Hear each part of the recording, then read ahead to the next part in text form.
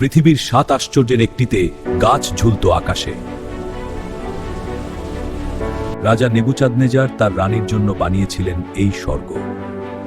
মরুভূমির মাঝে তৈরি হয়েছিল সবুজ পাহাড়। কিন্তু আজও কেউ নিশ্চিত না এটা সত্যিই ছিল নাকি শুধু গল্প। ইউফ্রেটিস নদীর পানি উঠানো হতো পাহাড়ের ওপর।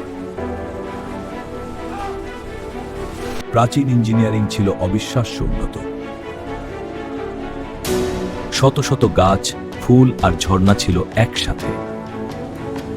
দূর দেশ থেকে মানুষ দেখতে আসতো এই বিস্ময়। তারপর একসময় সব হারিয়ে গেল ইতিহাসে। যদি সত্যি থাকতো, আজও কি দাঁড়িয়ে থাকতো পৃথিবীর সবচেয়ে সুন্দর বাগান? স্তরে স্তরে উঠেছিল সবুজ পাহাড়।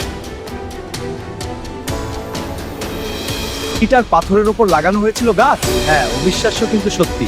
এই কৌশল আজও আমাদের শেখায়। রানীর দেশের পাহাড়ের স্মৃতি ফিরিয়ে আনতে বানানো হয়। রাতে ঝর্ণার শব্দে ভরে থাকতো পুরো শহর।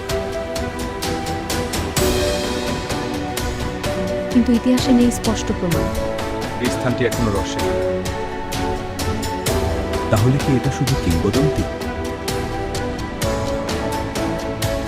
হারিয়ে যাওয়া এই রহস্য আজও খুঁজছে পৃথিবী। আরও এমন রহস্য জানতে সাবস্ক্রাইব করো।